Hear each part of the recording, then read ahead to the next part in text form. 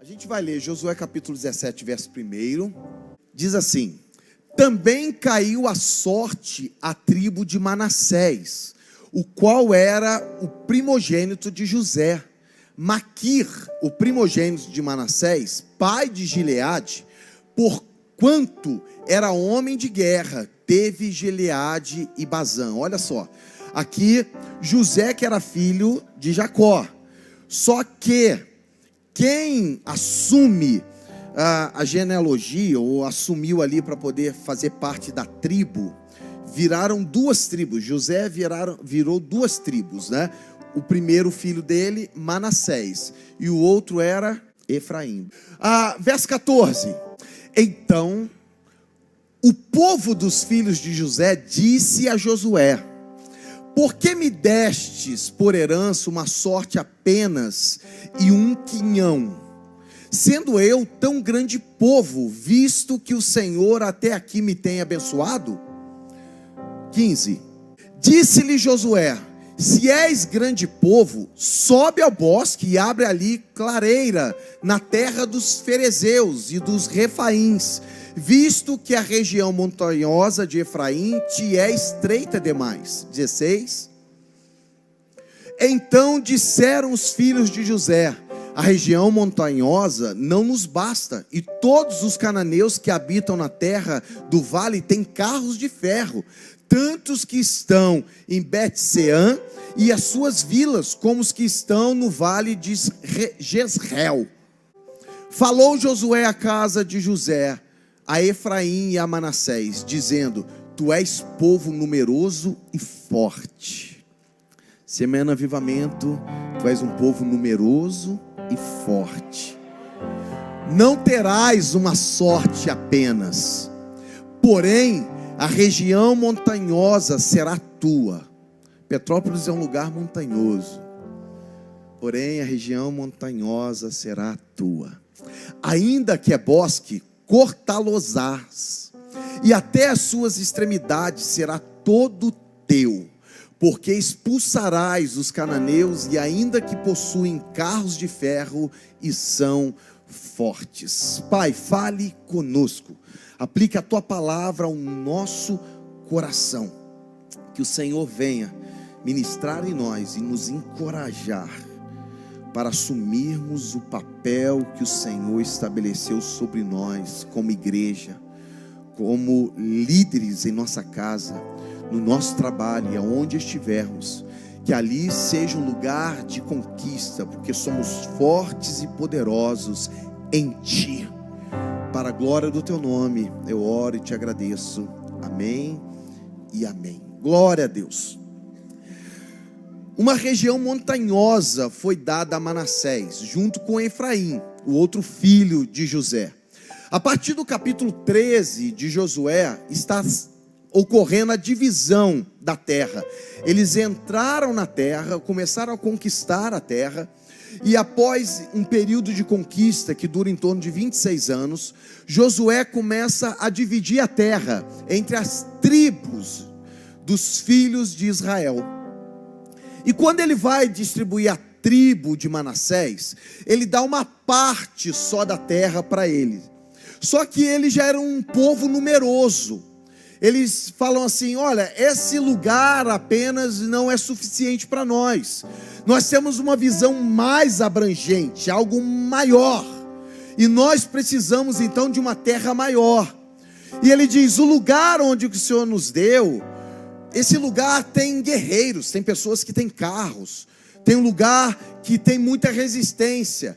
Mas Josué diz assim: podem ir, porque vocês são fortes e vocês conquistarão essa terra.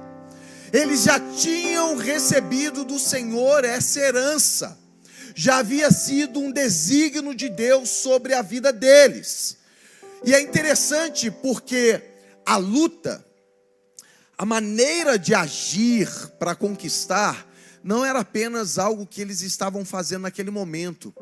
O ascendente deles, que era José, era alguém que guerreou muito para ter as suas conquistas. José era um sonhador, mas para que ele alcançasse a realização dos sonhos, houve batalhas, houve guerra, houve posicionamento, ocorreu na vida dele desafios, mas ocorreu também na vida dele uma postura. Então, quando Josué está olhando para os descendentes de José, Manassés e Efraim, ele não está olhando apenas a circunstância do momento, ele sabe toda a história, toda a bagagem, tudo que eles têm como herança. Eu não sei qual é a herança que você recebeu, eu não sei qual foi a vivência que você teve, as lutas que você teve, mas a história que Deus traçou para nós é uma história de conquista. É uma história onde nós não deixaremos de lado aquilo que Deus já nos prometeu. Você é alguém que a sua história é uma história de guerra e batalha, e você venceu até aqui. Todos nós temos histórias. Todos nós temos lutas que nós vencemos. Eu sei que a vida não é fácil para ninguém. Às vezes a gente acha que vai ser tudo tranquilo. A gente, às vezes, quer que o nosso filho usufrua de um caminho diferente do que a gente viveu. Mas isso pode trazer ou formar em nossos filhos uma geração mais fraca. E às vezes a gente tem que auxiliá-los a enfrentar a vida com uma posição e uma postura diferente. Manassés e a sua descendência está nessa situação. Olha, a herança que vocês têm é de alguém que sonhava e lutou para conquistar os sonhos. E vocês não são diferentes. No DNA de vocês, a conquista. No DNA de vocês, há algo para conquistar. Ainda que as lutas vieram, todas as promessas de Deus se cumpriram sobre a vida de José e se cumpriram sobre os seus descendentes. Nós temos hoje uma filiação. Ah, pastor, você não conhece meu pai. Eu não estou falando desse pai. Eu não estou falando dessa filiação. Eu estou falando de alguém que já venceu todas as coisas e estabeleceu isso sobre a tua vida. Estou falando de alguém que te acolheu como filho, que trouxe você para perto, que te atraiu e te colocou debaixo de uma promessa que Ele conquistou para você, que Ele conquistou para nós como igreja. E é essa condição que Manassés está nessa situação. O conselho que eu poderia dar para você é: não desanime, permaneça crendo. Parece que Josué está falando isso para Manassés. Não desanime, continue crendo, porque há um DNA forte sobre a tua vida. E hoje eu quero falar justamente sobre isso. A gente está no tempo do movimento, e eu coloquei como tema da mensagem: como se mover para alcançar o sucesso. Eu não estou falando de qualquer tipo de sucesso, eu estou falando daquilo que Deus prometeu, das coisas que Deus colocou no teu coração. Quais são os movimentos? E eu espero que esse texto ele pode trazer isso para nós. É a história de luta, mas a história também é de conquista. Como precisamos nos mover para alcançar o sucesso. E eu quero falar com você alguns pontos nessa noite. O primeiro está no verso de número 4, de Josué, capítulo 17, verso de número 4. Diz assim: estas chegaram diante de Eleazar, o sacerdote. Eleazar, o sacerdote, era o representante de Deus. Então ir ao sacerdote era ir até Deus. E diante de Josué, Josué representava a liderança, o governo naquele tempo, filho de Num, e diante dos príncipes, dizendo: o Senhor ordenou a Moisés que se nos desse herança no meio de nossos irmãos, pelo que, segundo o dito do Senhor, Josué lhes deu herança no meio dos irmãos de seu pai. Essas mulheres foram até Josué porque tinha havido uma injustiça, ocorrido uma injustiça naquele tempo. Elas não iam receber uma herança. Por quê? Porque só nasceu mulher. E por ter nascido só mulheres naquela família, a herança ficava na linhagem dos homens, ficavam com os homens.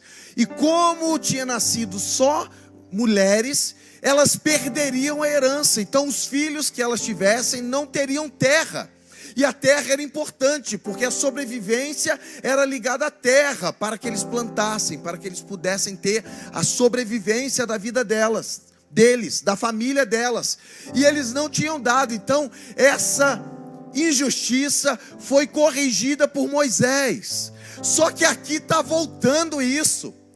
Aquela história de injustiça está chegando sobre elas de novo, porque agora, mesmo sendo um povo grande, eles tinham recebido só um quinhão, só uma faixa de terra. O restante tinha ficado para os seus irmãos. E elas então estão lutando. Mas olha que interessante, elas sabiam onde precisavam ir, elas se moveram de maneira certa, elas não ficaram apenas esperando, elas foram a quem tinha autoridade, elas buscaram o sacerdote e elas buscaram a liderança. O nosso movimento tem que ser inteligente.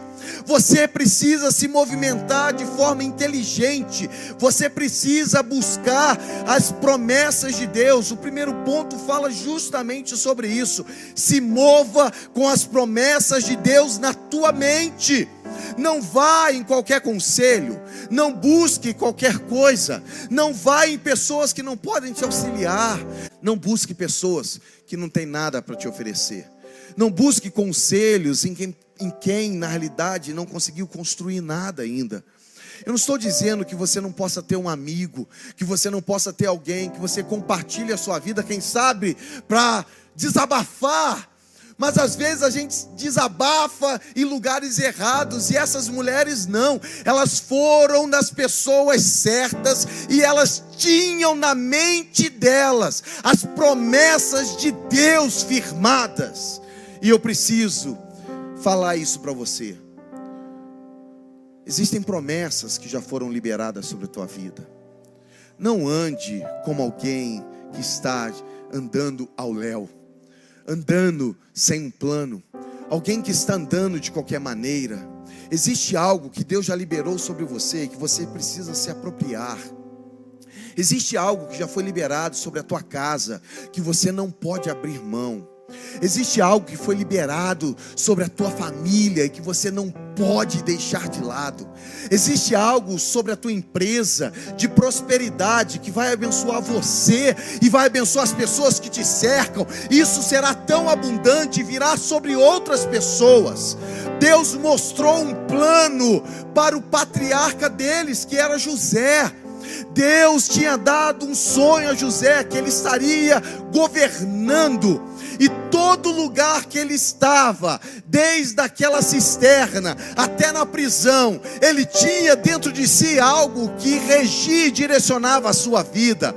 Existe uma promessa que está sobre você, que ela precisa estar viva em todo o tempo, para no momento de adversidade, você sabe para onde você está indo, porque essa promessa está latente, está ardendo dentro de você. Lembre-se em todo tempo do plano de Deus. José tinha sido dado como morto para Jacó, mas os planos de Deus não morrem. Os planos que Deus tem não falham. E ele andava debaixo de uma visão que Deus havia dado. Essas mulheres fizeram a mesma coisa. Existia uma promessa sobre José, sobre Manassés, sobre Efraim. Existia uma aliança e elas andavam debaixo dessa aliança. E elas buscaram no lugar certo a resposta. Foi no líder, foi no sacerdote. Elas buscaram em Deus. Deus tem um plano para você. Deus tem um plano para a tua vida. É um plano de paz, é um plano de bênção. É um plano que há de manifestar vida plena ao teu coração. Não abra mão disso. Pastor, qual é o problema que pode surgir disso? Eu tento viver isso. O problema é a gente deixar de crer e confiar que esse plano está sobre nós e a gente não acredita mais em Deus. Quem sabe as lutas estão tão grandes que você já perdeu a esperança. As lutas estão te sufocando, e aquilo que está vindo sobre você está trazendo um véu aos teus olhos, e você não consegue enxergar mais o horizonte.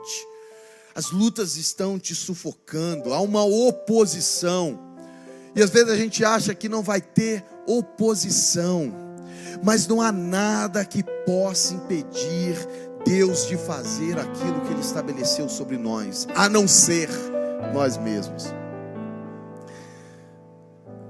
Estava conversando com uma pessoa, e ela disse assim: pastor, por que quando vai chegando perto de alguma mudança, alguma coisa boa que está chegando sobre nós, parece que o mundo espiritual se revolta, se revira?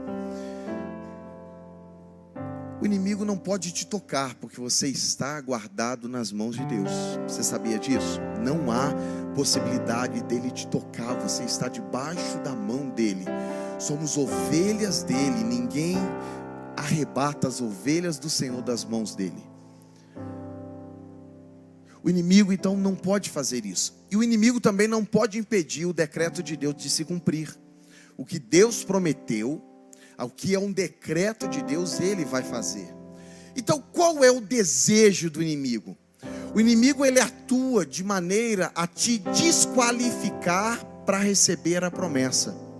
A promessa permanece, mas ele te desqualifica, ele traz algo, ele traz pressão.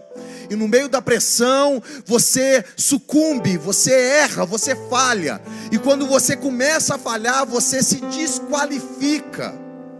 Você se coloca de uma maneira que não é possível, não da parte de Deus, da nossa, estarmos naquilo que Deus tem para nós. É uma desqualificação. Efésios capítulo 6, verso 9 em diante. É interessante que ele fala ali da armadura de Deus. E quando a gente pensa em armadura, a gente pensa numa luta de espada, arco e flecha, lança, escudo, que é o que o texto diz. Mas é interessante que o termo luta ali, que é usado no grego, o termo luta ali é palé. Esse termo não se trata de uma luta de espada, é um termo que trata de uma luta tipo greco-romana. Se fosse usar uma linguagem nossa hoje, seria o jiu-jitsu. É uma luta de imobilização. Não é uma luta para te matar, porque o inimigo não pode tocar em você. Mas é uma luta de imobilização. E ele vai nos imobilizando, ele vai nos desqualificando moralmente, para aquilo que Deus tem sobre nós, a gente postergar, adiar, porque ele vai tentando nos desqualificar.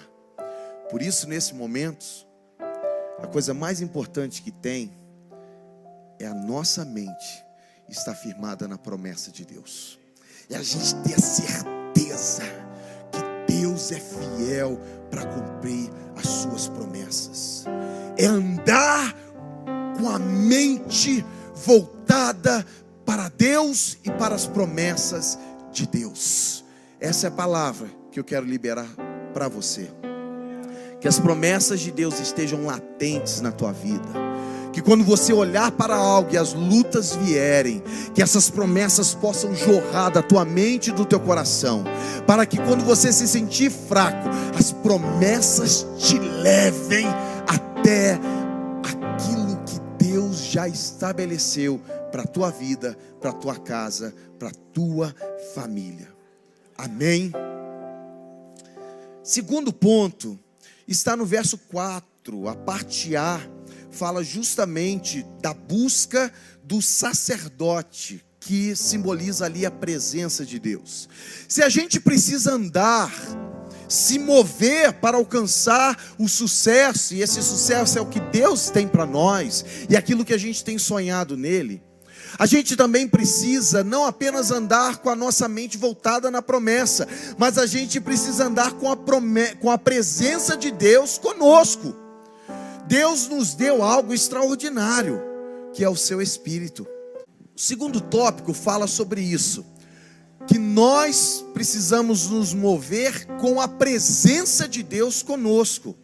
Se o primeiro aspecto, o inimigo ele tenta nos desqualificar, porque quando nós nos desqualificamos, Deus não gosta do pecado, Ele tem ira contra o pecado. Ele nos ama, mas Ele não gosta do pecado. Por isso você pode, e foi uma palavra que eu dei hoje, coloquei no Insta, agora à tarde, que eu estava lendo de manhã, e eu achei tão extraordinário. Davi derramando a água em adoração a Deus. Aqueles homens buscaram água em Belém. Ele disse: quem me dera beber daquela água. Eles foram lá.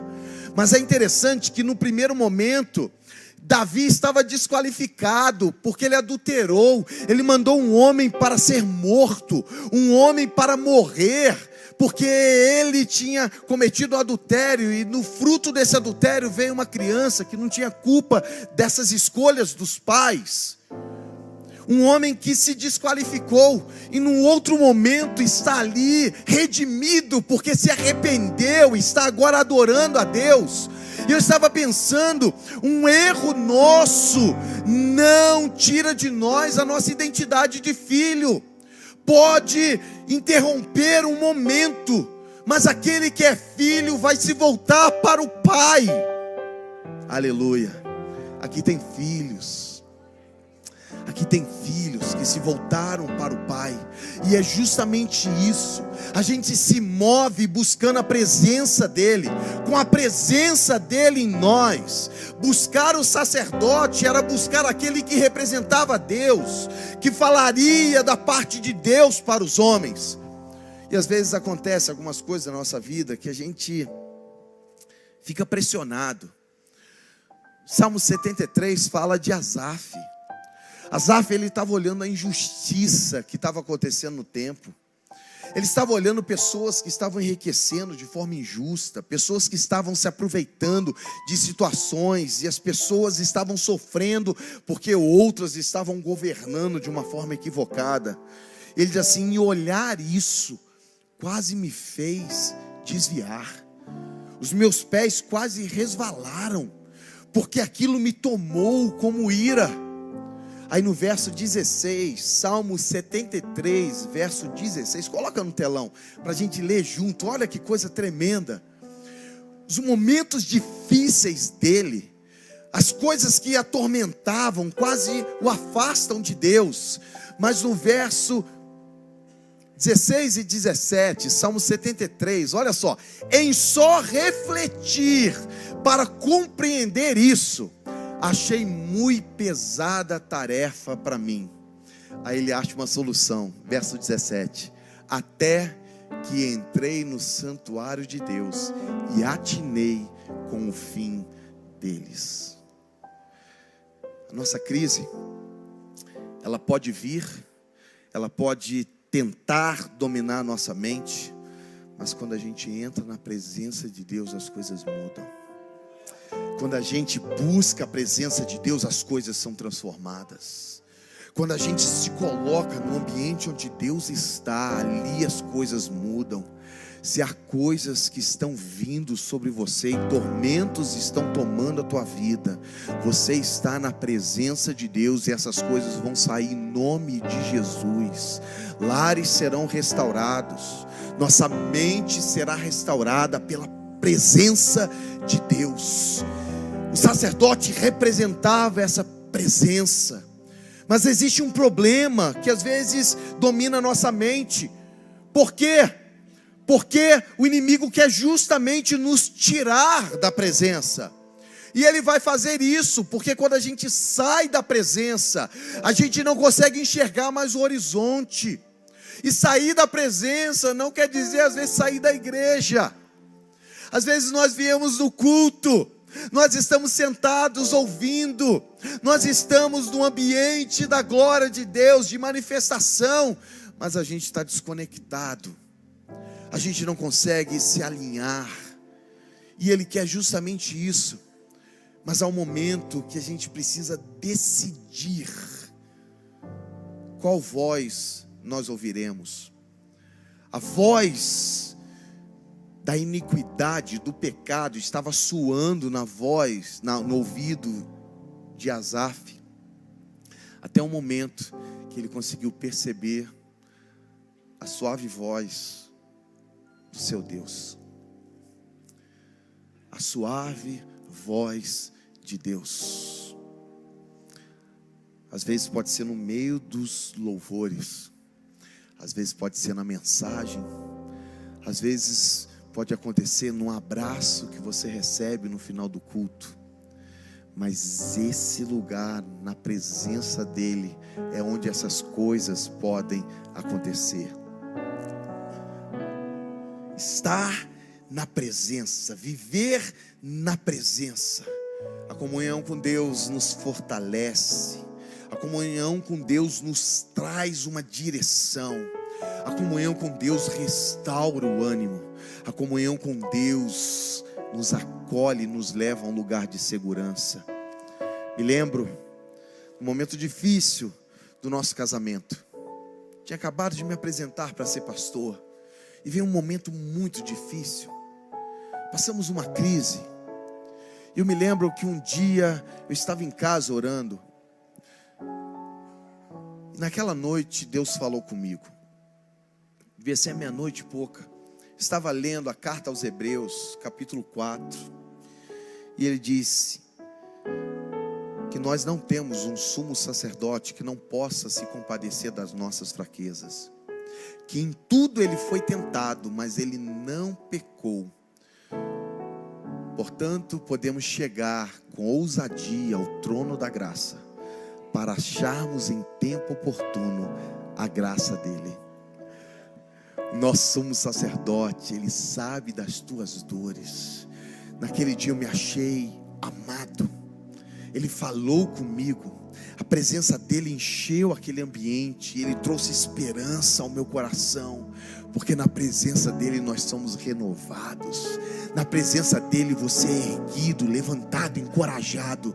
Você é impulsionado. E quando você olha para trás e diz assim: eu não sei como eu passei por aquele momento. Existia uma presença vivificante junto com você e em você, que te levou a conquistar, a vencer aquilo que você achava impossível. Porque o sumo sacerdote se compadece dos seus filhos. Aleluia! Eu sei que o desânimo vem, mas ele continua o mesmo. O terceiro ponto, Josué capítulo 17, verso 17 e 18. Diz assim: falou Josué à casa de José. Ele está tomando José como a referência daquelas pessoas, dos descendentes, Efraim e Manassés, dizendo: tu és povo numeroso e forte. Que coisa linda. Às vezes a gente olha que a gente é pequeno, que a gente não vai conseguir. Deus tem uma visão diferente da gente. Aleluia. Não terás uma sorte apenas. 18. Porém a região montanhosa será tua. Ainda que é bosque, você vai cortar essas árvores, e até as suas extremidades será todo teu. Todo lugar, tudo aquilo que Deus mostrou, Ele diz: esse lugar vai ser teu.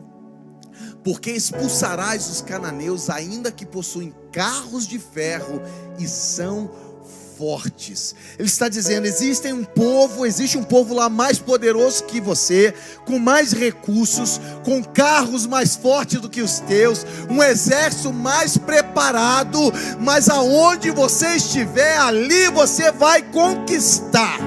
Aleluia. O terceiro ponto fala sobre isso.